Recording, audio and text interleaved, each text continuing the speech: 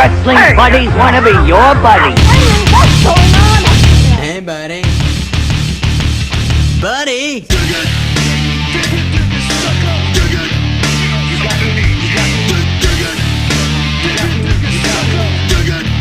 You got me mad now.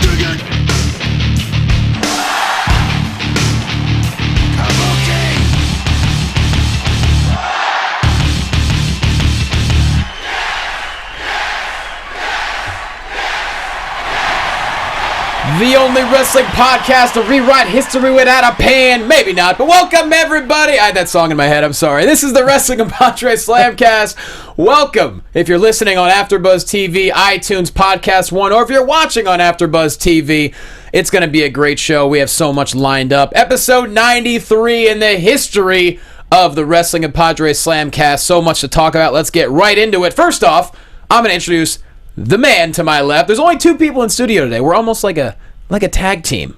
Almost like a couple of dynamic dudes, if you will. You can find him on Twitter at Curtain Jerks. He is the host of the Curtain Jerks podcast, as well as the 16 Bits podcast. You know he be Scott Narver. Scott Narver, he's Scott Narver. Curtain Jerk compadre, he's always there to save the day. Scott Narver, he's Scott Narver.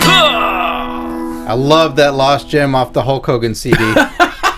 You're totally running out of musical artists that possibly did this song. Not even true. Shout out to at M Volmar Music. He's the handsome fellow that put together your little jingle. That's the first time I think you've said that on the podcast. I keep forgetting every week. I say what I say. Well, Rhythm and Blues is my favorite that you ever did, for sure. I'll have more. All right. By the way, we are at Wrestling Buds. Also, Facebook.com/Wrestling Buds. I am at Jay Quasto. But before we move any further, Scotty, I gotta get warmed up for this. It's been a while since he's been on the show. I gotta make sure I give him the right intro. I know he has high expectations of me. I gotta take a couple don't deep make him breaths. mad because I gotta move the arms around. Catacombs of France. Hit my music. I'm the champ. See, he's very temperamental. He's already yelling at me to hit his music. All right, let me give him a grand introduction. You can find him on Twitter at The Walking Dale. He is always Vest for Business. Find him at youtube.com/dishing on movies. He is back from gallivanting all over France. So welcome back, Dale Rutledge, with a ha-ha. I got a puppy? Bad news. Yeah, brother. What's going on, fellas? Or bonjour, as they say. Oh, what does that mean? That means hi. Okay, got I it. thought it meant Gesundheit. Yeah, it does, I think. Maybe in certain regions of France. My friend. First off, Chuck Rice might be joining us on the show. He's busy in Texas this week, so we don't know, but we do have his predictions for Hell in a Cell. But, Dale, tell us all about France. It was awesome, man. I went to French wine country, went to Paris, even squeezed in a little Istanbul over there, which is not France, by the way. Nor is it Constantinople. Nor is it Constantinople anymore. And nobody, by the way, there thinks that joke is funny. Really? Did you try Yeah, I tried it out everybody? a couple times. It's totally not even a thing. Oh, that's so ridiculous. How do they not know they might be giants? Those sons of bees. You know what's also not a thing in France? Wrestling, not really a huge thing. What? People, what do you mean? I love the wrestling. Rene Dupree is there. Yeah. The fabulous... I'm pretty sure he's Canadian. How about the fabulous Rougeau brothers? Oh, that was Sylvain Grenier. Yeah. What about Frenchie Martin? What about... That's right in the name. Who else we got? Slick. Yeah. Also things that aren't French fries, apparently. Oh, well, they don't that's... even call them French fries. They call them What about freedom the fries. weirdos? Yeah, They call them freedom fries over there. freedom fries, America. Freedom fries. You want to order them freedom fries, don't you, boy? Oh, That's how you they- wanted them that's my Americans, French huh? accent coming out. You want them freedom fries dipped in canola oil? Okay, then. What about Maurice? Yeah, Maurice. She's also Canadian. You don't know any French people who aren't French Canadian. I have a question, though. If you're... Whether Akeem you're the from... African Dream. Thank you. That's not even cool. But I have a question, though. Whether you're from France or Canada, if you're French, what does it matter? Yeah. I don't know. You'd have to ask the French. Well, that was your job, I thought. Yeah. Oh. All right. Well, I'm gonna head back then. See you guys later. See ya. Bye. Au revoir. Please tell me you're wearing a beret right now, or a beret, as I like to call it. Yes. And an infinity scarf. Am. But really, though, what kind of cool stuff did you see over there? Well, as you mentioned, I did go to the catacombs, which is very appropriately Halloween themed. Although those are actual dead people, as opposed to like teenagers dressed as dead people, so it's a little different. It's terrifying. What? It's terrifying. Do you really have to dress up catacombs for Halloween? I think that pretty much already has it. Yeah, no, they didn't dress it up. I was just saying it was appropriate for the season. Oh, God. It was just filled with skulls, so they don't really have to do much. You thought they put up Christmas lights in there or something, Johnny? I thought they put up Halloween decorations, like where if you, it has one of those like little motion activated things where if you walk by, it's like, Happy Halloween! And it would like laugh at you. And they're going, I don't know what he is saying. This freedom fries. Get him freedom fries. He's fat American. What is this Halloween? Please move out the way. Rene Dupree is coming through. Oh, this is awesome. That was the one WWE fan apparently who was talking there.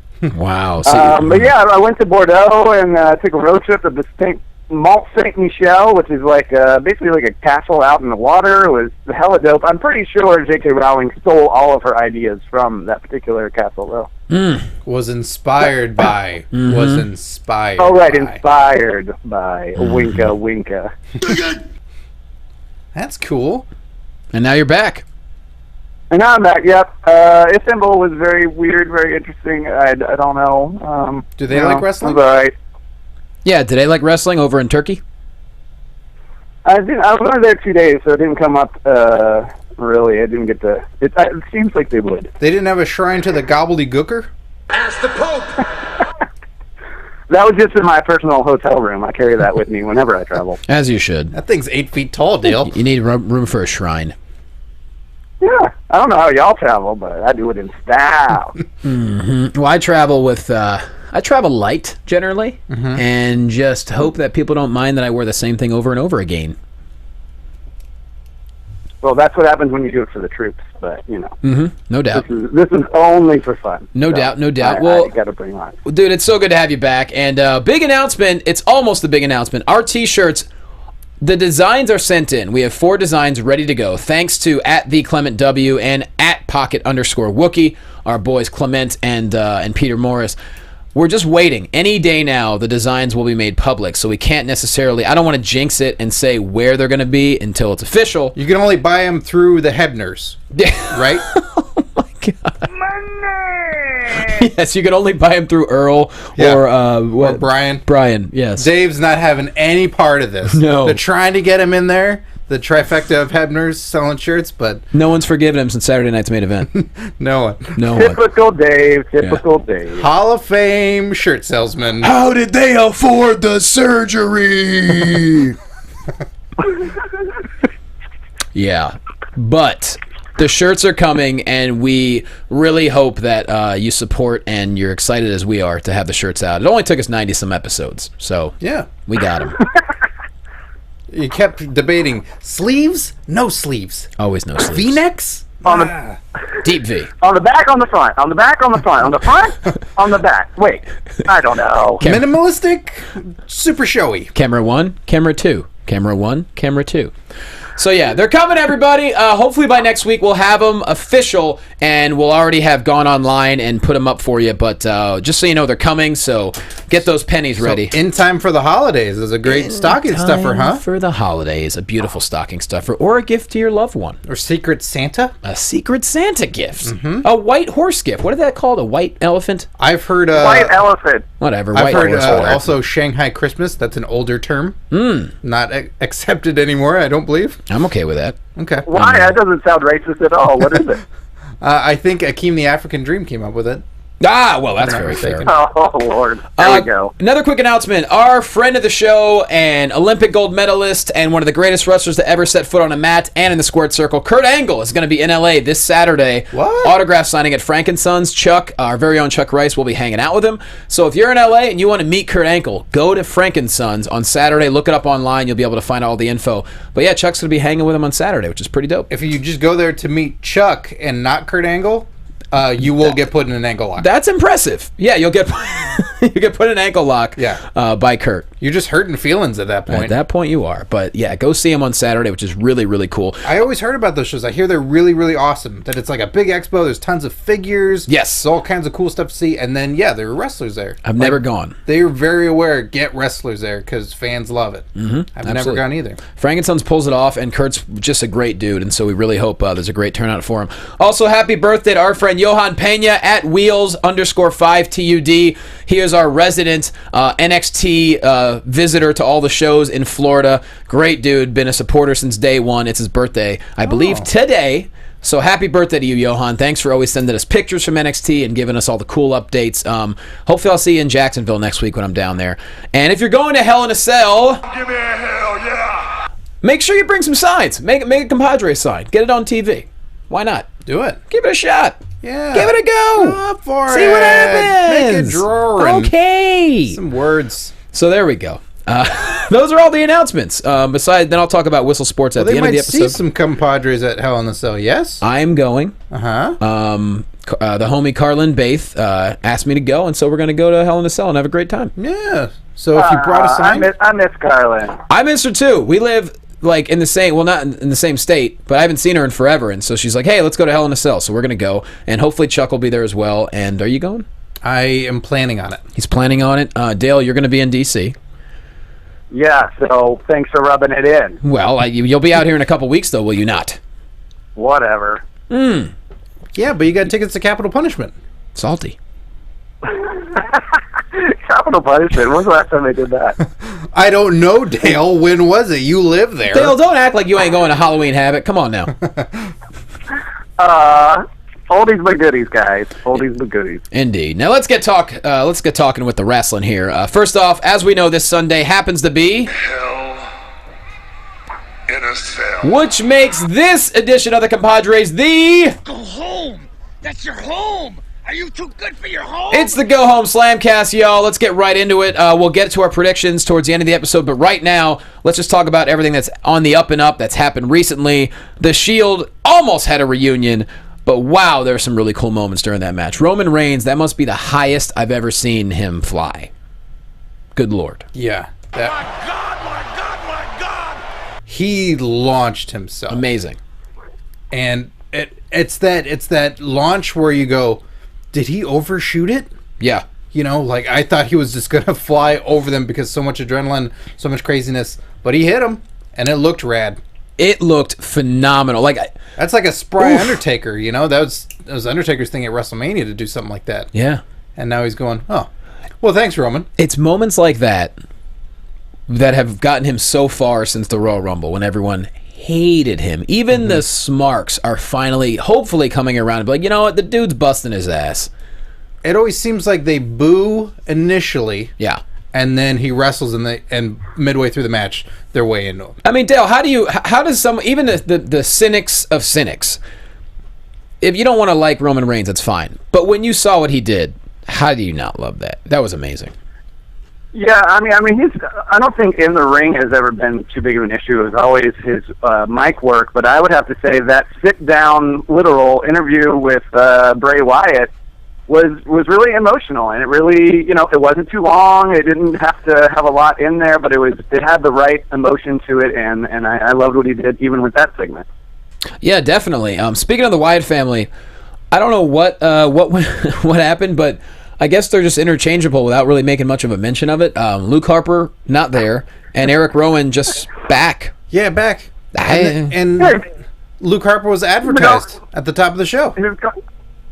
Go ahead, Dale. Why was he was gone for like 6 months or more, wasn't he? And they don't even give him any kind of ceremony for being there. I guess I'm figuring they're working some kind of angle with Orton's injury that maybe Luke Harper is like, has him tied up or something. I don't know what they're doing, but it was a very odd move to not make any to do about it. Yeah, very strange. So maybe we'll see Randy Orton and Luke Harper in a hostage match at some point. RKO! That'd be amazing. A hostage. How would you structure a hostage match? Don't What are the stipulations? know. I'm just put on your Vince Russo cap. Spitballing. Oh boy, my Vince Russo cap. Well, Yeah. Then I should just start putting myself over and trashing everyone else. Yep, that's how you start. All right. Well, let me tell you, my Make sure you invite ideas. some celebrities to be the champ. Yeah, my ideas are the best, and no one wants to recognize it. I sculpted Stone Cold out of clay. Oh boy. I ruined an entire division of wrestling, but I still know more than you dudes. I'm taking a break from social media. By the way, tweet me at my website. I don't know how tweezers work, and therefore my unibrow's taking over. Oh, these are all amazing, by the way. This So is dead this is on. really fun. But he's a good guy. Yeah, no way. Yeah, we love him. Oh, yeah, he's great. I don't know. I wish maybe it was so short notice that they. But yeah, to me, don't you have to have a reason why he's just Eric Rowan just has an unceremonious return? It's just missing out on a moment where you could have had all these things happen, and then Rowan shows up and beats somebody up. It's just it's an exciting moment. You get something going on Twitter. It's something, but you just missed out. It's weird. And they're still doing the like monster push for Bram, so it's like Rowan didn't even get to return and be like badass or anything. He just came back and kind of got a whooping on him, and that's kind of it. Or even for the main event, if you had Harper out there, I don't know why Harper wasn't there, but if you're doing the 6-man tag and then the Shield falls apart and Seth leaves, then you have Rowan come out seemingly to help out the Shield, and everybody's going, oh, he is finally turning on them. Yeah. And then he's still with the family. Beats them up. I don't know. It's weird.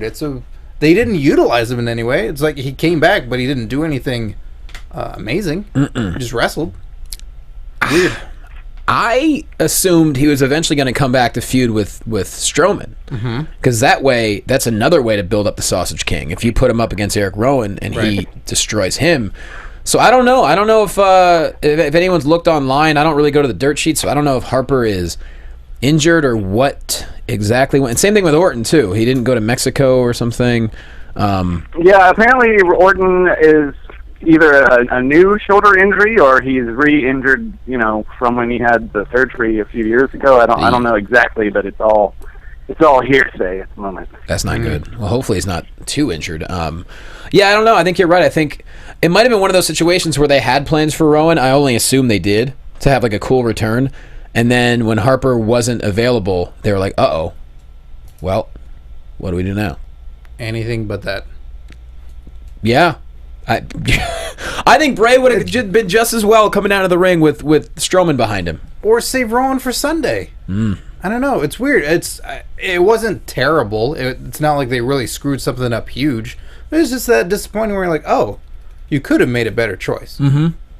And then didn't they actually advertise Harper at the beginning? Yes, they advertised him in the beginning. Wow! And I get it. Very weird. And now that match is not even happening on Sunday. Oh, really? Yeah, it's been replaced by a 6-man tag team match. Yeah, we're basically getting a round 2 of Sheamus, Rusev, Barrett versus Neville, Cesaro, and Ziggler. Hey, they're all getting paid. That's pretty cool. Yeah, on board with that. It's a shame that now we're not going to see Dean Ambrose, but with John Cena, We're I not guess going to see Dean Ambrose, but well, we're not specifically his butt. You know what? Didn't put that sentence together very well. Maybe the entirety of his body. You may not see any part of it. But with Cena taking time off and maybe Orton seemingly being injured, maybe this is a shot for Dean Ambrose to get back to the level where he was like a year ago again, to where like he's the guy. So maybe it is the smart. upper mid-card sort of area. I would say borderline main eventer. Mm-hmm. I don't know. If you throw an impromptu Dean Ambrose match on Hell in the Cell, I don't think they should. You don't think they should? Mm-mm. Do you give him a Oh, segment? I think they should definitely do that. Yeah. Who would you have him fight? That's what I was going to ask. Who else are they going to put in that match? Oh, I just thought of something. Oh, what'd you think of? A certain someone is having an open challenge on Sunday. Oh. That match would be bananas. Jonathan Cena. Yeah. What do you think, That Del? was the first opponent, right, for the Open Challenge? That was the Raw after Mania? It was up there. It was early. But man, they would put a hell of a match together, and people would go nuts for that one. It all depends. I mean, Who are I don't know. we talking about? Dean Dean Ambrose. Maybe he'll challenge Cena. Oh, I thought that's what we were saying the whole time. Okay, we're on the same page. Oh no, I'm slower than you, Dale. Don't forget that. That's true. Fair enough. Go ahead. So continue. Yeah, so we're thinking maybe Ambrose Cena. I think that'd be really fun. Otherwise, I guess they'll leave him out in hopes of having him do something else, unless... the question is, does the Roman Bray feud come to an end finally at Hell in a Cell? You would imagine it would, but who knows? They've said that it would. I don't think you can really top it much after that. It seems like that's where it stops.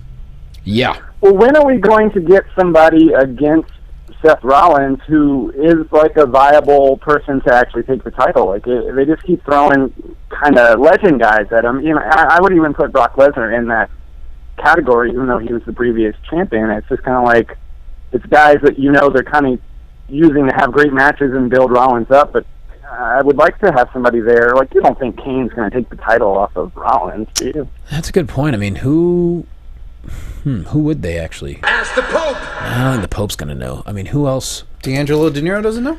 No, not that Pope. Different Pope. I'm a big fan of De Niro, though. Don't get me wrong. Yeah, I thought we'd ask him. See, I love what Kane is doing. I think it's time for them to put somebody like Reigns or Wyatt. Wyatt has never gone for the title, period. I mean, we can argue that his character doesn't need it, but his momentum certainly could use it. Mm-hmm. I'd like to see somebody of that caliber where they can all be listed at the same time. Yeah, it would be great to see Wyatt get a long push towards the title, to where people are really just clamoring for it. But I love what Kane is doing. This whole multi-personality thing, we didn't see him on Raw. I imagine we might see him on SmackDown. Who knows? But, I mean, I know Scotty loves it as well. Dale, what are your thoughts on corporate / that damn demon Kane? Absolutely. I love it. It's the best way to use two characters that maybe are running kind of tired on their own. To have them play both at the same time is certainly amps the gusto of either of those characters, I feel. It's your severed head. I mean, you can't beat it. It's just so good. I mean, he gives the gift of a severed head, for God's sake. I'm excited for this match, though. I know a lot of people, it's not a Hell in a Cell match, but I think something weird's going to happen. It doesn't need to be. Yeah. I mean, it is the show, but it's a title match, but you already got 2 Hell in a Cell matches that feel like they're bigger for that, so I feel it's well placed in what it's going to be. The lineup is looking really good, and I did like how they teased that whole Shield reunion. Here's a moment that I thought was just so good. I watched it like 3 times. It was the backstage interview between Paige and Renee Young, and I'll just give you the Paige closeout line here. Okay, listen here, Sally Jesse Raphael. Nice reference. You better get your facts straight and stop throwing around all these allegations. Okay, Renee, check yourself. And one more thing, you are barely Erin Andrews, and you're not as cute. Damn! Going after her looks. World star hip hop. Oh, snap! World star. I loved that whole thing. That took me back to the old days of like Mean Gene when he would do an interview with someone and it wasn't just one question and one answer that made you not care. This was like Renee like peppered her with like 4 questions in a row and Paige responded brilliantly every time. Yeah. Loved it. Yeah, Renee wouldn't ease up on the question, and I think there should be more of that. Like, hopefully this is a start to her character getting a little more tough on the guys that she's talking to, because it does feel very, set up question, answer question. It can be really, those are the spots that you fast forward in a 3-hour Raw if you're going to fast forward through things, generally speaking. So it's nice to have this one actually mean something, and Paige, having her kind of like try to do the nice normal thing and then switch into insulting her. I thought both sides were played so well. You said it perfectly. So many times over the last number of years, those backstage interviews were fast forward moments. Like, all right, nothing's gonna happen here. That was was emphasizing the same thing. That was it. This was must see. Like I said, I watched it maybe because I like doing the interviews and everything, but like I watched it 3 times. It was so good, back and forth. They listened to each other. Like Renee listened to what Paige had to say, and that fired her next question. And it ended perfectly. The Sally Jesse Raphael cracked me up because like she was relevant before Paige was even born. It was still pretty funny. And naming all the other potential attackers. Hell yeah. And I'm sure making them all trend on Twitter. Alundra Blaze has been talking smack on social media, so she mentioned that. Mm-hmm. I just can't say enough about how good it was. And you're right, Dale. I think Renee's starting to do this more. She's in a win-win situation. She, as a guy, if you ask a bunch of pro wrestlers, if you start grilling them, there's always that thing like, well, no, is he going to beat me up? Renee ain't gonna get beat up, so she can grill people as much as she wants. Now, maybe the divas would threaten her, which Sure. I still think that would make compelling stuff as well. But Renee's good enough to do it, and she's been there long enough to where I would love to see this happen more often. I thought it was so good. Yeah. So kudos. Round of applause. Round of applause for them. Brock Lesnar was on the Stone Cold podcast, and, he hates people. We know that much. Mm-hmm. He likes trucks and killing things. Mm-hmm. Yep. Dale, did you watch? And ribeyes, apparently. Well, I mean, who doesn't? You were always home eating a ribeye. Here's my favorite moment of the pod. One of my favorite moments right here. What do you think is the biggest misconception about the man named Brock Lesnar in people's minds? No, I don't really care. I mean, well said. I admire that. Yeah, it was interesting. It didn't feel like any new information was uncovered in this. If you knew anything about Brock, That's the problem with doing these on a regular basis, though. They started off with these really, like, it seemed important and eventized, and you had Vince, you had Triple H, and but relatively recently, because they are making it a regular thing, it's like they're being a little more guarded with it. There's obviously rules that they're having to play by, and it just becomes less of a significant thing, anything past like a regular podcast. Like I enjoy hearing what Stone Cold has to say, but I feel like he's being a little guarded, and so are the guests. So it's I don't know. I feel like it could be something better, but say levy. and as closed off, French. Yeah. As closed off as Brock is, like all of that is an open book. Like most of that was known. There's some insight with some of the UFC stuff, or was he really going to go back again for a second time? But amongst an hour plus, you didn't really get a whole lot of nuggets in there. It was old news. Yeah. I also thought it was weird that they didn't approach the Austin Lesnar WrestleMania 32 thing that was talked about with Heyman. Like, they didn't even bring it up at all. Like, that seemed weird. Obviously, another direction from somebody, I felt. That's true, because, I mean, the podcast with Heyman ended with Stone Cold kind of getting a little ornery.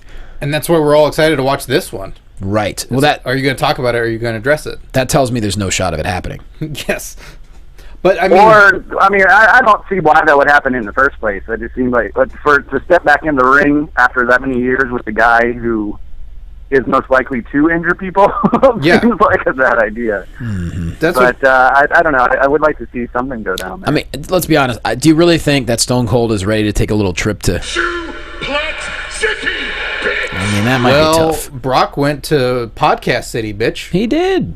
Which Stone Cold didn't say. I was very surprised. Very hard on the back, Podcast City. Not comfortable chairs. And taxing on the throat. Yep, that's very true. I this was something that I talked about with Shane last week on the show, asking about, I didn't want to see Stone Cold versus Brock Lesnar at WrestleMania 32 because of what Dale said. Like, I don't want to see Stone Cold get broken. Ugh. Like, there's no point. I'm sure they'd have an amazing match, but Brock doesn't work easy on anybody.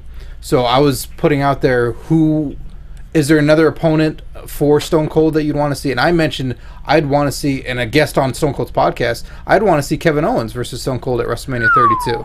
Damn. And I'd love to see Kevin Owens on Stone Cold's podcast, because I feel that's the guy who, you do that enough in character, where, yeah, you're going to get some revealing moments about him and his personal life, but then you're going to get those two in character talking to each other. That's compelling television. I really think that Kevin Owens, if they let him run with who he actually is, or who he portrays, I feel like he really could be the next CM Punk kind of level as far as fanfare goes, and that sort of similar fan base.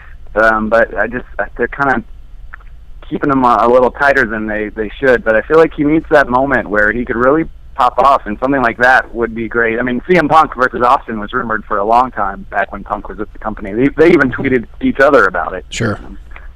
But obviously didn't come to fruition. But yeah, I would love to see that. I mean, the question is, who do they hitch their wagon to? You know what I mean?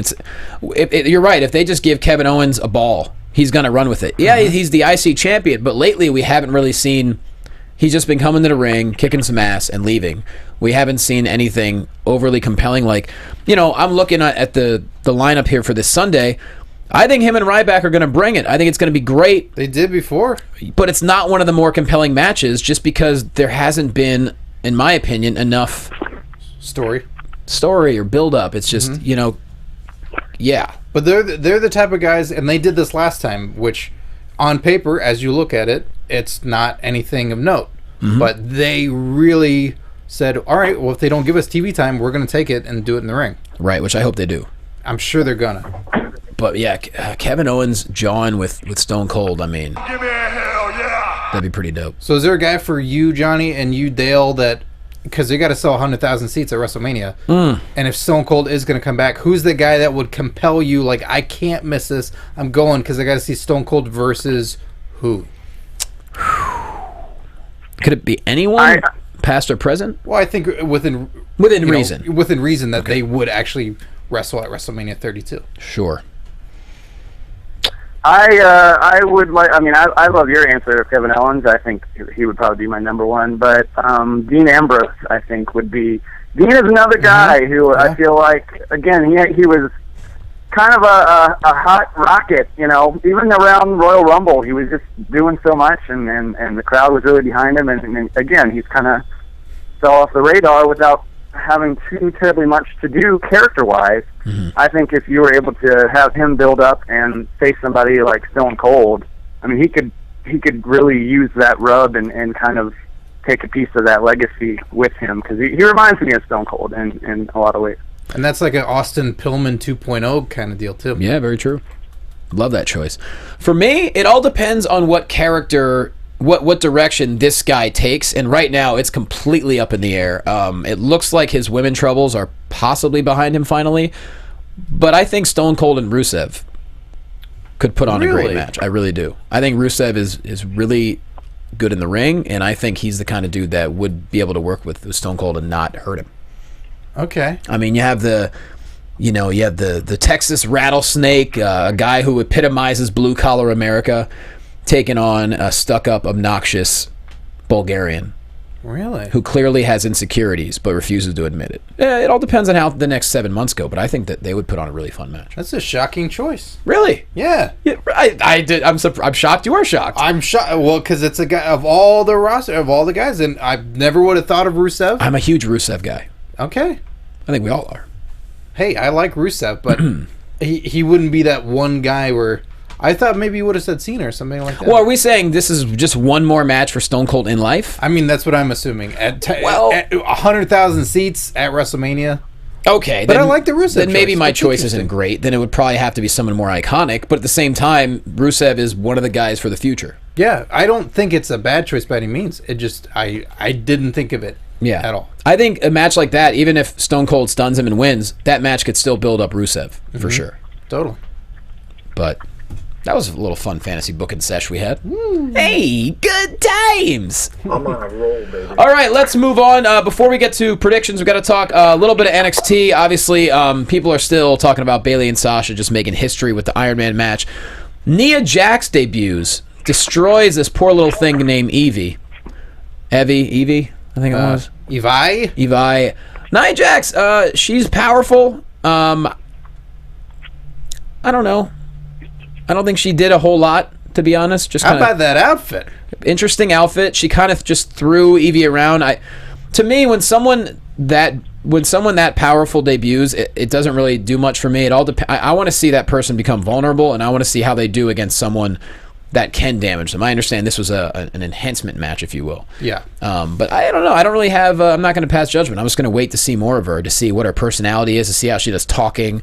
I'm not really sure what she is. We don't know if she a face or a heel yet. It's kind of hard to tell. That outfit, that was, I'll boo that outfit. You didn't like it? It's weird. A little weird. Dale, what do you think? Nia Jax. Yeah, I mean, it was a strange outfit choice, but I agree with what you're saying. I feel like it's too early to say much of anything. I don't really understand yet. It seems like the act isn't put together yet. No. It was just like, well, let's get the performer out there, and we'll worry about that later. It's like, well, this is TV. Let's have something in place. I mean, we had a good 6 weeks of vignettes. Because with wrestling fans, that sticks for a long time. Yeah, it does. As awesome as Bray Wyatt was and rocking it, they were still chanting Husky Harris because some fans like to still go, I remember. So if we're seeing that outfit and her coming out, and it's like, it's not all put together yet. That's why why not wait? That's why we never saw the Minotaur again. Along with the Goon and numerous other people. True. Kizarni, I think, only got one. They actually had a WWE.com article about 5 or 6 people that we saw once and then never saw them again. Yeah, well, that's not Sin's fault. That was such an unfair... I remember hearing... Because I was on a SmackDown. I can't remember who he faced. He beat MVP during MVP's losing streak.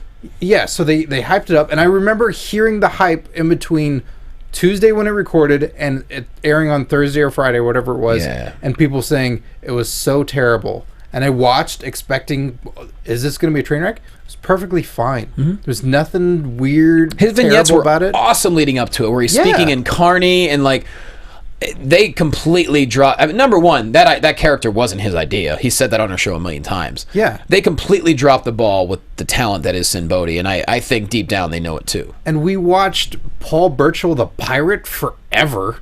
We watched so many things at that time. That at least we got to see Katie Lee, a.k.a. our friend Kat. We love you, girl. Absolutely. But he swung in on a rope. What more could you need? That's what I'm saying. Like, we got to see that for a while, and we got to make our own opinion on it. Yeah. We saw Kazarni once, and they took it away. Like, why? I think that's a perfect example of that era being a lot of backstage garbage. Yeah. That was unfortunately out of his control. Call Duke the dumpster and fix Take it out! Just get rid of it. But yeah, I mean, they if they would have just let Sin be Sin, that character, whatever he did, would have just been fantastic. Because his character is larger than life. He's not a big dude. We are with him all the time. But that doesn't matter. Daniel Bryan ain't the biggest dude, but his personality and his skills, they trump everything else. Just like Sin would have. But as Dale would say, he has such a mind for the business too. It's like if that hadn't have worked out, had they let it breathe, it could have worked out. A. But B, had it not worked out, I'm sure he had several dozens of other ideas that were probably better if you just let people fly. Yeah, but that's why you get to go see Freak Show Wrestling. Goddamn right, you check it out there. But as Dale would say, c'est la vous. Yep. C'est la Gesundheit. C'est la Gesundheit. Nailed it. So Nia Jax, we will wait and see what she will do. Still super excited for Asuka. Just love what she does. So good. And you know what? I'm going to give credit. I wasn't here last week, so I couldn't do it. Do it. I'm going to give... let me just take a second here. I'm going to give credit to Dana Brooke. Whoa. Sorry. You okay? Yeah. Wait, the phone broke up. I couldn't hear what you said. What was it? I'm going to give credit to Dana Brooke. But You're welcome. Do you want to make it clear? Because anyone could have said that if you were to say like Johnny LaQuasto. Johnny LaQuasto, give credit to Dana Brooke for her match with Asuka at TakeOver. I thought she played the role perfectly. I thought she handled the match very well, and I really enjoy how aggressive she was, but also how she got her ass kicked, and I was very impressed. You heard it here first, everybody. Johnny LaQuasto's favorite wrestler is Baron Corbin. Oh! My bad. I knew it. Yeah. Well, that's awfully sweet of you. Giving credit where credit's due. I love giving credit where credit is due, and also I love Asuka, man. That can't wait to see what she does. That smile she has, that like scary but adorable smile, killer. Yeah, kind of Daphne-esque. It reminds me of. Yeah, I love Daphne. Great call. And also, there was a 20-man battle royal for the #1 contendership. Apollo Crews wins. He eliminated Baron Corbin. Joe got eliminated by Tyler Breeze. There's also rumors of Tyler coming up to the main roster soon, where we'll see about that. So Apollo Crews winning, becoming the #1 contender. Do you think, Dale, this opens the door maybe for your boy Finn to possibly go the heel route that we think might be cool? I hope so. I feel like this. I mean, although they're kind of doing, the double personality thing with Kane right now, so I don't know if they would want to do him, being Finn Balor and then being the Demon. But I think that they need to do something with his character that allows him to kind of show off what he can do a little more, and I think this would be a great way to do it. But if not, the two of them together in a match. Come on now. Well, what are your thoughts about this? Before TakeOver, we were saying, you had the whole Dusty Rhodes Classic. Obviously, this didn't happen. I think this was your prediction, perhaps. Perhaps. Maybe. You had Rhino and Corbin as a tag team, and maybe it was Nat Baymel who said it, I forget. But they would basically join forces with Balor and become the Muscle, almost like Bullet Club-esque. Because he already had the Balor Club t-shirts. And when Finn Balor has those two dudes behind him, that would give Corbin and Rhino legitimate presence and something to do. True. And that would also allow Finn to become kind of a monster heel. Yeah, he's got that vibe that he seems like a dark, evil guy. He doesn't seem like a guy that I really want to cheer. Finn seems like a bad guy, just through and through. So I hope they run with it. It'd be, even if it's he's not going to be the demon at these shows. Exactly. That he doesn't want to do it, that these people don't deserve it, and he can get it done on his own. The question is, how do they go that route? Because Apollo Crews, it's going to be hard for him to... He's not going to be a heel. He's got that likable quality. He is, yeah. So he's... Oof. And Finn did a great... he was in the Bullet Club as well, really, but even before that, he was doing a great job being heel in New Japan for years. So they know he can pull it off without any problem. So hopefully they'll let him run with it.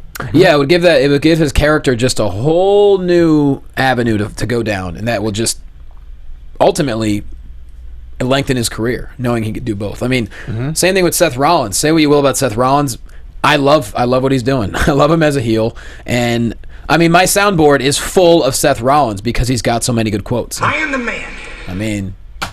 So many, and this one's staying for good, by the way. Hit my music. I'm the champ. Hit my music. That's staying on the board, guys. I think also in NXT there's something to be said about that fan base there every week. They love so many things. They will cheer for everybody.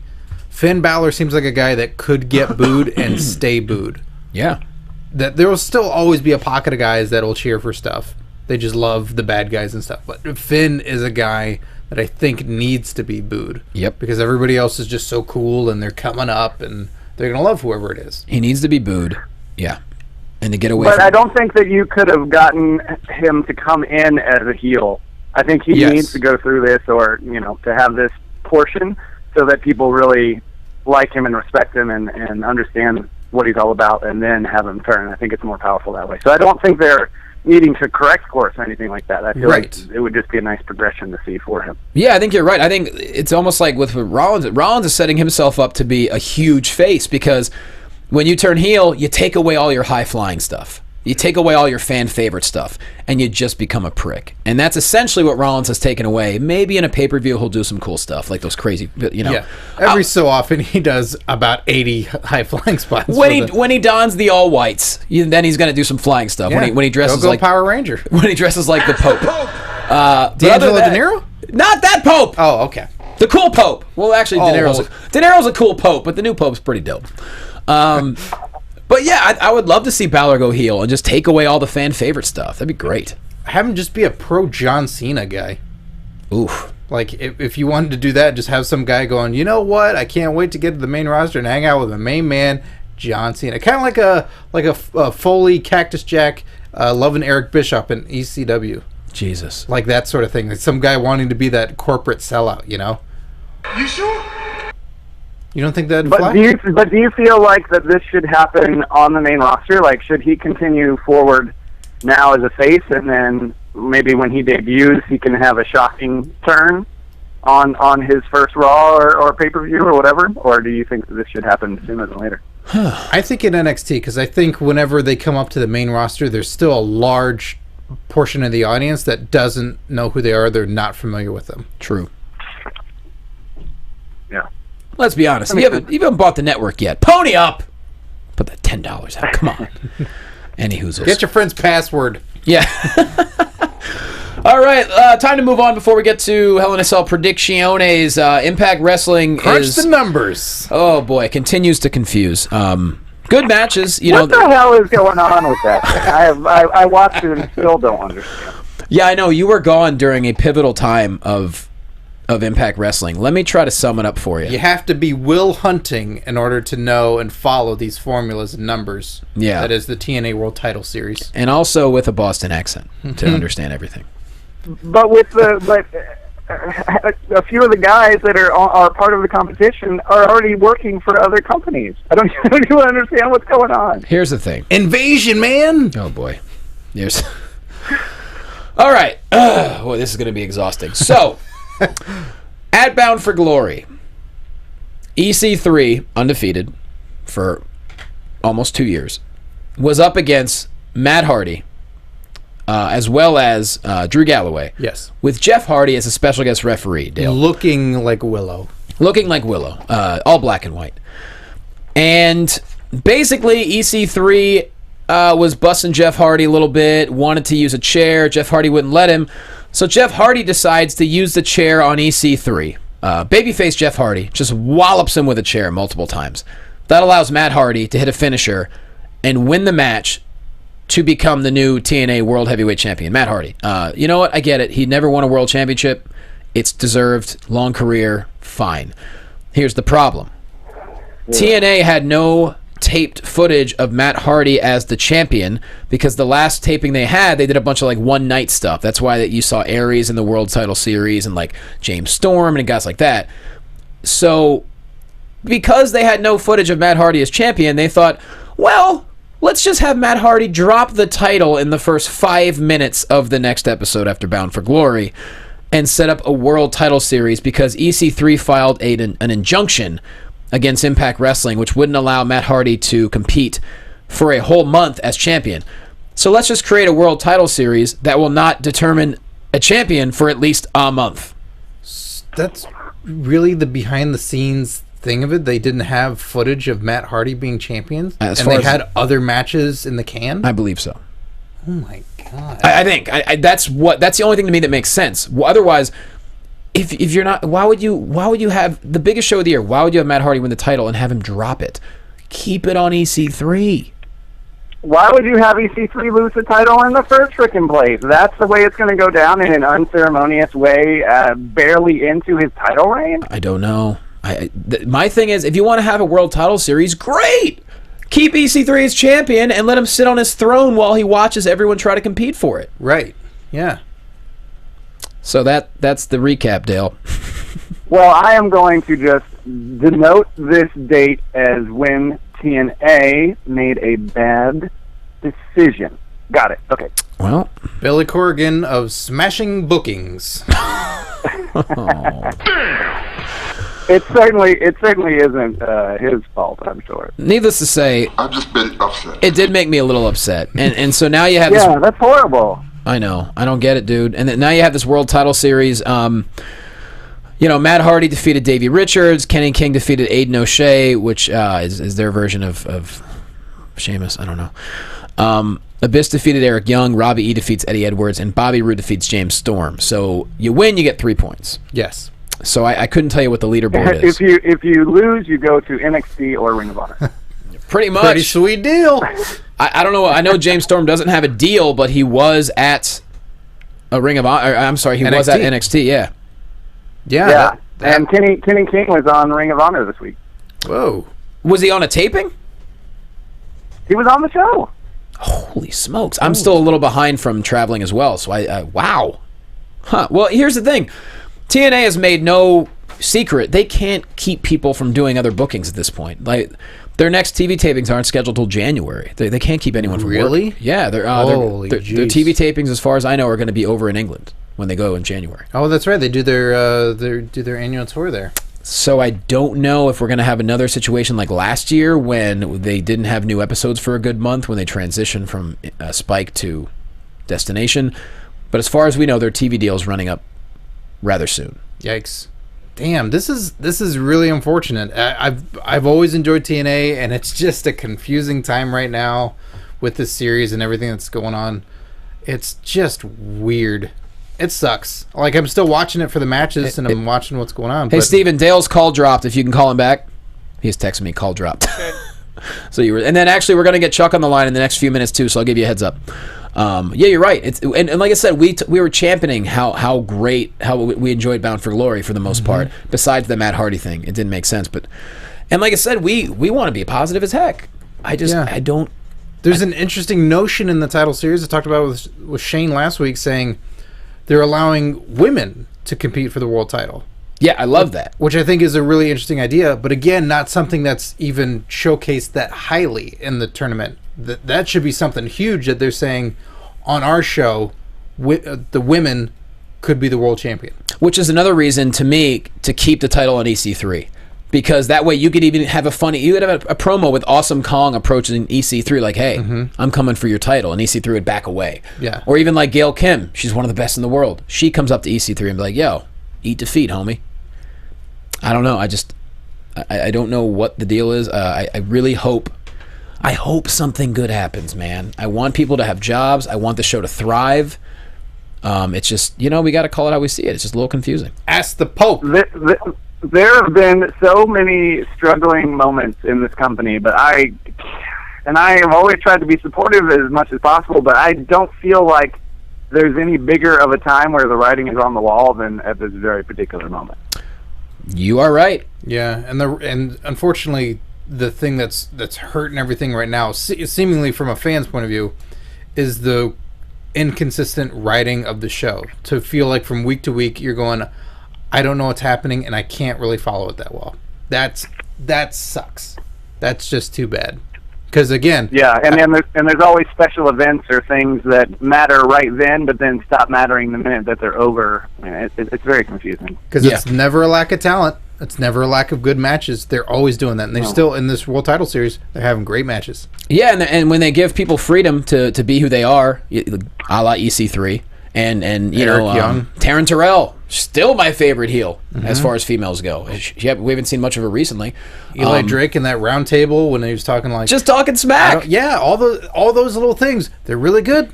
They're really solid. When that talent has the opportunity to do whatever they do, they do a great job. I hope they can show some buyer Bound for Glory and be like, yo, we got a product. Just give us a little bit of support, and we'll let all the people get out of the way. And hopefully good things will happen. That's the goal. But with that said, it's time to move on. As we know, it's the go-home edition of the Slamcast. It's time for a Hell in a Cell predictions preview, if you will. We already got Dale on the line from DC, but it wouldn't be a complete show without the pride of TCU from Houston, Texas. You can find him on Twitter at CRice17. He beat Chuck Rice. He's a man. What's up, brother? What's up? Yo, it's good to be on the show this week, even from Texas, and it's good that you had my music work on the first try. Yeah, I know. I did my homework. Hey, happy birthday, Chuck. I was going to say ex-birthday, but that's not what you say. Belated, there it is. Happy belated birthday. Thank you, Dale. It is good to hear your voice, sir. It's been a couple weeks. I know. How's Texas treating you? Man, I am, I'm down here this week helping. Last week I was in Houston for the Astros playoffs. Didn't work out quite how we wanted. Yeah. Now I'm here helping out a family friend take care of their kids for the week while, unfortunately, she is in the hospital. And I can tell you that looking after kids for a bit is the best birth control one will ever need. Hey, yo. And two, I feel like I really am Charles in charge for once. Charles in charge. I don't know the rest of the song, but damn it, I wish. Our days and our nights. Charles in charge. Call him Chuck. I don't know. I liked it better when you didn't know the song. But it's been fun. It's been fun, and unfortunately, I only have a couple minutes with you guys. So I wanted to make sure I got to give my predictions. Got to get back to the breastfeeding. Before doing that, I wanted to plug for Kurt Angle. He's got an autograph signing at Frank & Sons this Saturday in Los Angeles. I already got it, so bro. I'm sure a lot of you are going to be there for Hell in a Cell. If you're there this weekend, make sure you go to that on Saturday. No doubt. I already plugged it earlier. That's another plug. Go see Kurt and Chuck at Frank & Sons this Saturday in Los Angeles. All right. Do you just want to run down your predictions real quick, and then you could bounce off? What do you want to do? Yes, sir. Tell me the match, and I'll tell you what I think. I like it. Rapid fire. Here we go. Ziggler, Cesaro, Neville versus Rusev, Sheamus, Barrett. Team Ziggler will win that one. Okie dokie. Kevin Owens, Ryback, IC title. Kevin Owens retains, of course. There you go. New Day versus Dudley Boys for them tag titles. Unfortunately, I think Devon and Bubba are taking this one from the New Day. Oh, you son of a... Nikki Bella taking on Charlotte for the Divas Championship. Charlotte retains. There you go. John Cena Open Challenge. Number 1, who's it going to be against and what happens? I think we're going to see Dolph take that Open Challenge. Really? And I think Dolph will walk away with it. Okay, that'd be something. I'd be down with that. Roman Reigns versus Bray Wyatt in a Hell in a Cell. Bray's got to take it. Okay, solid. Seth Rollins versus Kane for the championship. If the Demon loses, he gets fired as director of operations. Seth Rollins will retain, and Kane is being fired from his director of operations duties. Boomtown. And then finally, Brock Lesnar taking on The Undertaker in a Hell in a Cell. I'm going with my Texas man. Taker's taking it all the way. Jeez, he's going to win. Okay, he's going to go best. You got some interesting choices there. We'll get to those. But I actually do hear children in the background, so I imagine they're getting into some things. Yes, so I think that's my cue to go. Sorry it was so short with you guys this week, but next week it'll be longer. Hey, you got to do what you got to do. Love you guys, and I'll talk to you soon. All right, Chuck. Chuck Rise, everybody. Later, Craig. Later. Okay, so it's time for us to like get... a threat from Chuck. Well, Next week it will be longer. Next week I'm playing for keeps. These children will be dead, and I won't be distracted. Suplex City, baby. Oh, boy. You don't want to swear in front of a Wait, child. he suplexed the baby? Is that what you did? I don't know. Who knows? Next week, maybe he'll take the kids to... You never know. Oh, will they have any sort of time? Trinkets? No, time. You mean time like... apparatus? Brand new Apple Watches. It's possible. It's very possible. Scotty, you're always there to pick me up. Okay, let's get to these predictions. Pre-show, Ziggler, Cesaro, Neville taking on Rusev, Sheamus, and Barrett. Go ahead, Scotty. You know, I'm going to say the momentum stays with Rusev, Sheamus, and Barrett. Mm-hmm. That was a good showing. All right. On Raw, and I say they keep taking it. DeLeo. I agree. I'd like to see that happen. I mean, everybody in this match is awesome, though, so I have a hard time. As long as Barrett doesn't get the pin, which just seems to happen still. I don't know what's going on with him, but I'll be happy if that doesn't happen.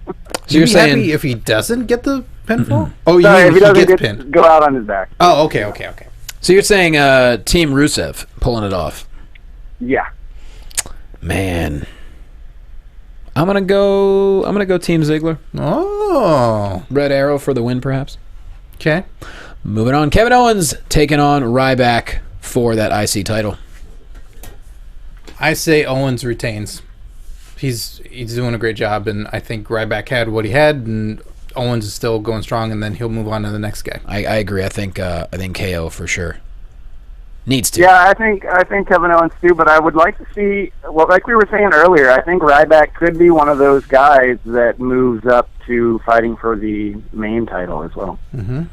Yeah, I mean, it didn't really work out the first time, but maybe he's getting closer to being ready. Well, it was a different time, and he seemed like maybe he's certainly learned a lot. He has a lot of good backstage talk. Like, he seems to get along with a lot of the guys. So For sure. I don't know. Those Goldberg chants are finally gone. Yeah, thank God for that. Yeah, they are. Yeah, he's still hot with the crowd, and they've got to graduate a bunch of guys. Like, I mean, they need to move a lot of these guys up to the main title. I don't know why they're just sitting on a lot of this talent, and I think he falls in that category too. No doubt. I'm going to say Kevin Owens retains as well, so my apologies, Ryback. All shook up. Let's see here. Yeah. Never going to live that one down. New Day!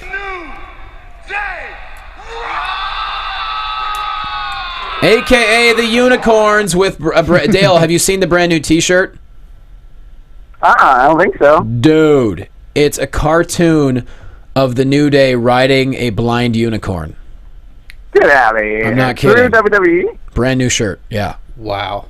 Mm-hmm. Have you seen Xavier's avatar on Twitter, where it's like him in the Final Fantasy VII pose with his trombone? I did not see It that. is awesome. But that's incredible. Yeah, so they have a new shirt. They got them titles taking on those damn Dudleys. I am saying New Day retains, and I hope they do, Scotty. Oh, yeah. I am all for New Day because I am a Trom bro. Oh, my God, that's awesome.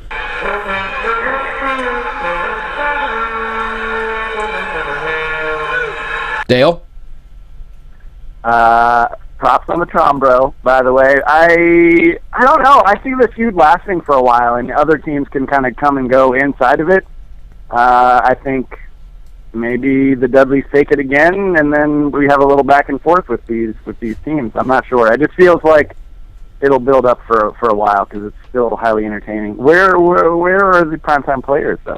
I like them in contention for the title. And I agree. It's really just become strictly New Day Dudleys. I want to see the Dudleys keep chasing. I want them to at least try to get in a microphone war with the New Day. Yes.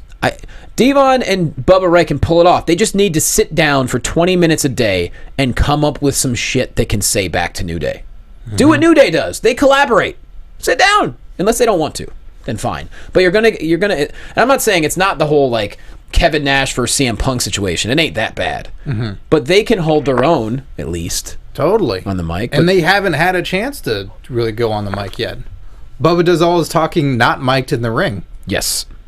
Just old school stuff. I don't know. Mm-hmm. But yeah, I'm going to say New Day retains. Nikki Bella and Charlotte for that Divas Championship. Our celebration. What'd you say, Dale? I don't think anyone will be celebrating anytime soon. Hopefully Charlotte retains because, I don't know. I don't like short title reigns, really. Yeah. Agreed. And Nikki already has gotten so much out of this year that she can still ride on the longest holder of the title is maybe better or just as good as being the current title holder. I agree with Dale. I think there's a lot of mileage out of Nikki still saying she was the longest champion, and there's not any story of taking off Charlotte this quickly, and Charlotte's got a lot of momentum, so Charlotte's going to keep rolling. And I also think this opens the door for someone from Team Bad to jump in that title picture. Hell yeah! Tamina. Oh boy, don't start. Don't. Hey, I gotta say there was 2 women's matches and everybody looked pretty great on Raw. I think that you could pick any of these ladies to be the next contender for it, but I kind of feel like it's going to go to Paige. I don't know. See, I think this Paige Natty feud has legs, and I would love to see some women's feuds progress that don't involve the title. Make them relevant. I agree. I think Paige has that good spot where she can be the other storied feud, and Charlotte has the amazing title matches, which leads to, if that makes Paige this ultimate contender because she's taken out everybody else and you hate her for it. Yeah. That they're doing a great job with giving 2 segments. I agree. And to all the fans who a couple weeks ago were getting mad saying, oh, Paige is getting buried. It's like, calm down. Did you see what her and Renee did on Raw? That was Paige clearly getting the upper hand and showing what she can do. My thing is, if you're super talented, you're not going to get buried no matter how hard someone may try to do it. Sure. And I think she's going to be a perfect example. I think her and Natty could have a great feud while everyone else kind of has their title thing, and then that'll build Paige to the next level. Natty gets it. She knows. You know, I think she's okay with helping Paige move along. At the same time, I would love to see Natty get a shot as well, but I think that could be a really fun feud for sure. John Cena Open Challenge for the U.S. title.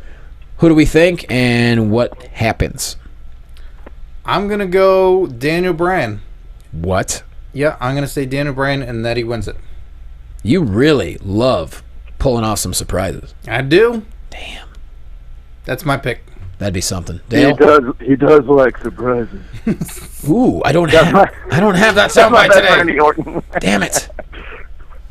I think it's got. I mean, if we could have Daniel Bryan come back, that would be stellar. And it has been relatively quiet on the news of how he's doing. Right? Like I read somewhere that maybe he was going to be at some house shows or something, but I don't know how confirmed that is. But that would be the best surprise that you could have, and would be a good. I don't fully understand with the Cena time off thing. I don't know what's going on and what the whole plan is with that, but I feel like Daniel Bryan is an acceptable hot card kind of name to take his place if he's physically able to do so. That'd be amazing, and him and Cena would put on an amazing match, and I'd like to think that Daniel Bryan would escape unscathed. Yeah. And also, it would allow Cena to take some time off for whatever he's shooting, a fitness thing, I think, or a TV show. He's shooting a TV show or something? TV fitness show? I don't know. Maybe. Is he doing a Baywatch? I don't know. Cena yoga? Could be. This is your mama's yoga? Cenoga. That's it. That's what he's doing. This is your mama's show. I mean, I'm not going to come up with funny. a better option than Daniel Bryan. I was going to say Dean Ambrose. That's a good one, too. Yeah. I just think that with them saying it's happening on Sunday and giving no hints at who that opponent might be, it's got to be. It's not going to be someone on the active roster right now. It's got to be somebody coming out. Somebody. You would hope. I sure would. I think that's going to be what they're going to do. Luke Harper. Oh my God! There it is. I'd lose my mind. You heard it here first, everybody. That's why he didn't show up on Raw. He's doing some DDP yoga. He's getting ready. He's on the compound. He's doing some DDP yoga. Oh my God! That's what's happening. Moving on. Roman Reigns, Bray Wyatt in a Hell in a cell. Dale. Have I ever not picked Bray Wyatt to win a match in the predictions? I was just thinking about it, and I don't know if I have. Well, usually you always pick Bray Wyatt to win, and you follow it up with, but they're probably gonna. He's probably gonna. No, it's probably not gonna work out. But yeah, Bray Wyatt. Well, I still feel that way. You made him sound like Jim Cornette. Well, I'll tell you what, young Rutledge, you always pick Bray Wyatt, and then you get disappointed when he loses. So you got to learn to deal with the disappointment. Where are my damn cheeseburgers at? This is such a fun episode. Oh, I hope everyone listening is having as much fun as we are, because hot damn. Oh, and also has a volume control. Oh, yeah. Well, I bring my head away from the mic when I yell. I'm a bit of a professional. Yeah. So your pick? Oh, Bray Wyatt. Got it. Okay, cool. Nah. I'm gonna go Roman Reigns on this. I think he takes it. This is a tough I've also one. been picking a lot of bad guys already, so I gotta pick a couple good guys. This is a really tough one, man. I feel like it does more damage to Bray Wyatt if he loses than it does to Roman Reigns. Am I wrong? I don't know. These are both guys that I feel can put on a match and end a feud where they both look amazing. True that. And you don't think that one guy's the weaker one for it. Yeah. I think they're going to do something really weird in this match. I think this I is... do too. I think that, I mean, wasn't it a cage match that we saw Bray Wyatt come through the floor? Was that a cage match, or what was that? That was a Hell in the Cell, right? With the little kid singing? No, well, that was Cena. But are you talking about the light? Like it was the ghost? Yeah, the hologram, the Tupac version of Bray Wyatt. That was Seth and Dean, was it not? In a Hell in the Cell last year? Yeah, I think it was. So I don't know. I like the odds of something weird going down because that's kind of his MO. But I maybe you have the Wyatt family kind of like cut through the cell or do something. I don't know. I feel like it could end in a no DQ kind of situation. It could. I also think this is the Hell in a Cell match where they could end up on the top of the cage. Yeah. And some crazy shit might happen because I sure hope I don't want Taker and Lesnar going up there. Oh, Lord. No. Seth Rollins taking on Kane for the WWE World Heavyweight Championship. I am the man. What do you think? I'll go first. Yeah. Go ahead. Seth Rollins is the man, guys. I love Seth Rollins. I can't get enough of him. I don't want this title reign to end anytime soon. I want him to go into WrestleMania as the champ. So as much as I like seeing Demon Kane back, I think it's a good way to have him go for the title, but I don't see this going any other direction besides Rollins. Yeah, I think Rollins is just still on a hot streak, and like you guys were mentioning earlier, I think it's getting time to be where he's got to fight the next crop of guys who up and coming that you think might win it, and believe that that's going to happen. I also think Kane losing his DOO position will allow him to go full-on demon, which could make things interesting leading up to Survivor Series, where he debuted a number of years ago. No, he debuted at Bad Blood. I'm sorry, Undertaker debuted at Survivor Series. Yeah. Right, Kane debuted at Bad Blood. But hey, if you got both brothers back, some Brothers of Destruction happening at Survivor Series would be great. Maybe some tag team thing, or bring back Bad Blood. They tagged together at a house show. Was that Mexico, I believe, or I think so. Yeah. where they just were. They tied together. I would love to see more of that. I mean, that could be a good way to have Taker stick around and not have to work as much, or whatever you want to say. I would love to see the two of them back together. Especially if Bray won, and then they do Wyatt family versus the brothers. Oh my God, that'd be incredible. Yeah, that'd be something. Speaking of Undertaker, the main event: Undertaker versus Brock Lesnar in a Hell in a Cell. tough call on this one, Scotty. God, it's just a coin toss, but I'm just gonna go Brock. Okay, Dale. Yeah, I don't have any real good idea. I feel like Undertaker is still looking a bit weak after SummerSlam and WrestleMania a couple years ago. I feel like he needs this a little bit, which is weird to say because he's the Undertaker, but I just don't know where they're going with him for presumably WrestleMania or whatever, or if they do the brothers thing. I don't know. I have no idea. I'm going to pick the Undertaker, but I don't feel good about it. I also feel like the build-up for this wasn't kind of what I would... This is like the rubber match. I don't know. There's a lot of video packages and not a lot of... Very good video packages, by the way. They're always fantastic. They're great, but you want to see more things. With the last one, that the entire roster separating them for 20 minutes. Oh, great. We didn't even get anything awesome. close to that this go round. That's why I have a hard time believing this is the final one. Mm-hmm. Oh, God. I mean, it seems like how many more legs could you have with this particular pairing? I would like to see both of them move on to something else. Yeah. The question is, I mean, and you can't have it end in like a no contest. Mm-hmm. At the same time, they still have Lesnar under contract for quite a long time, and he did say on Stone Cold's podcast, he's like, yeah, I know where things are going. I'm not going to tell you where I'm going. Maybe the next opponent gets involved for one of these guys. And that causes Lesnar to lose. Or Taker, and it's starting up the next feud. I think you're right. I think there's got to be some kind of dirty finish to where it leads towards something. Zack Ryder coming out. Ooh. I would almost vote the other way just because this is kind of a long stint. I mean, Lesnar has been, on and off, but as far as we're talking storyline, this has been a long, consistent storyline for Lesnar. I feel like he's probably got a break packed in here pretty soon. Mm-hmm. Very confusing. It's great. We don't know. Yeah, we have no idea. I'm not even going to give a prediction because I know I'm going to be wrong. I generally am wrong about things. And for newer fans, if you haven't seen the original Hell in a Cell match between Brock and Taker, watch it after this new one. Yeah. In case it doesn't, that amazing one from No Mercy 2002, spectacular. But watch it after this one. Don't, No doubt. Either way, I think it's a really fun card, and it's going to be a good time. I'm looking forward to being there, and if you are going to Hell in a Cell, be on the lookout for us. We'll be cruising around. Mm-hmm.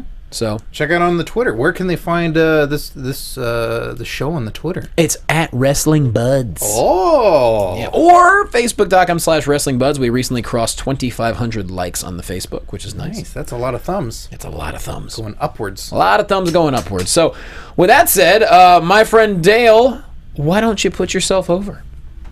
Thanks, buddy. I am putting up new Dishing on Movies episodes. We got a new one today, even, for the Breakfast Club turning 30 years old. That's almost as old as you, Johnny. Yeah, I know. And we're all the same age, but I'm calling you out for some reason. Sure. You can find that on youtube.com/Dishing on Movies, and follow me on Twitter and Instagram for some lovely French photos at The Walking Dale. Are there any pictures of croissants? No, I ate all food way before I thought about taking pictures of it, so there's no food photos, sadly. No bratwurst? What the hell was that? Scott's been comparing Germany to France all show, and I love it. It pops me every time. They're not the same. Oh, whatevs. Yeah. Scotty Narver, put yourself over. You can follow me on Twitter at Curtain Jerks, and you can listen to my comedy wrestling podcast, Curtain Jerks, available on iTunes and SoundCloud. You can hear all about the wrestler that didn't take well to our show. Yeah, that's fascinating to me, that somehow he got wind of it and didn't like... Do you want to talk about it? Well, I mean, I'm not hey, the story goes like it's Taz. Okay. Which, who would have thought he gets mad about something? I mean, go figure. And that's fine. He didn't understand what our show is. He doesn't understand it's comedy. He thought it was a personal attack on his family. It's not, by any stretch of the imagination. You've been on the show, Johnny. Yes. You understand it's all in fun and all goofiness. I pretended to be Jumpin' Jeff Farmer. You got me mad now. Yeah, and, well, he heard what he heard. He didn't like it. It was explained that it's... But who sent it to him? I don't know. I don't know. And did he contact you guys or something? Yes, he contacted Mark Warzeka specifically, because Mark was involved. Like via Twitter? Yeah. Yeah, actually, Mark, it's a whole thing. We give the entire story. It's very funny if you want to hear the whole thing. We talk about it on the latest episode of Curtain Jerks. The Heated Suplex Machine is the name of the episode. Oh, my God. So that's terrifying. It's good. And you can hear Johnny on a previous episode. He has his own podcast. Do you think he talked about it on the podcast? I think he might have at one point, like his intention would have been. Yeah. But Mark cleared things up with him pretty well, and maybe he just dropped it. I don't know. Oh, good. So everything's okay. Yeah, I don't know. I'm sure Taz is very upset. Oh. I don't mean for anybody to go antagonize him or anything like that. It's just, it's a funny story. Wow. Go enjoy it. And Mark, the funny thing is, Mark Warzeka is like the nicest guy anyone will ever meet. Absolutely. Yeah. And yeah, Taz is very upset about it. But it's a funny story. And the previous week to that is just a hilarious episode involving Mrs. Taz. I mean, look, I get it. You know, there's a lot of stuff on the internet, and he probably didn't. Of course, Curtain Jerks is a very unique show, and I guess I can see why. You know, one of the things we discuss is it's not parody and spoof and satire is not a thing that's big in wrestling right now. Right. But you watch Saturday Night Live and you see all the politics. I mean, Larry David playing Bernie Sanders, which I loved. Yeah, and that's not a thing in wrestling. So if you do that to wrestlers, they're taking it personally, I guess. And also, some. Taz is known for not having the biggest sense of humor either. So this is true. Is Taz accepting comments on his commentary style? Because I'd love to send him a few. No, no, we're not going. Not gonna go there. You know, he was always a big fan of Rene Dupree. Oh, we're bringing it back to France, Dale. Okay, anyways. We are at Wrestling Buds on Twitter, Facebook.com/Wrestling Buds. I am at Jay Quasto. Ladies and gentlemen, I'm going to New Jersey this weekend. We're going to be filming for the Whistle Sports Epic Tour at the Rutgers Ohio State game. So if you're in New Brunswick and you're going to be tailgating, come on out. I don't know where we're going to be filming, but we'll be there. I also am going to be in New York City Thursday and Friday this week. I might get up a couple times and do some stand-up. If I do, I'll be posting on Twitter about that. And the following week, big stuff, guys. We're going to be filming at the Florida-Georgia game in Jacksonville. But before that, I'll be headlining the Comedy Club of Jacksonville. Go to jacksonvillecomedy.com. I'll be there Thursday, October 29th, Friday, October 30th, 8 p.m. both shows, and I'm really excited about it. It's a beautiful club. It's really fun, and they're letting me headline 2 nights, and then we're filming the next day. So follow at Whistle Sports. Hit me up on social media. If you live in Florida, I would love to see you. And come on out. We'll have a good time. That's all I got. Nice. Boomtown. With that said, guys, thank you so much for watching. Thank you so much for listening. And also, start saving those pennies. By next week, we plan on having t-shirts available for you, and we need the support because the distributor of these shirts have agreed to work with us on the promise that people want our shirts. That's right. The Hebners need that The Hebners promise. need our support. So please be ready to buy some shirts. We really think you're going to enjoy them. You'll love the designs, and we can't wait to get them out there to you. So, with that said, they're all referee shirts, though. They're all referee shirts. That's all we got for you this week. We hope you had a good time like we did. See you next week. Wrestling buddies want to be your buddy. What's going on? Hey, buddy. Buddy.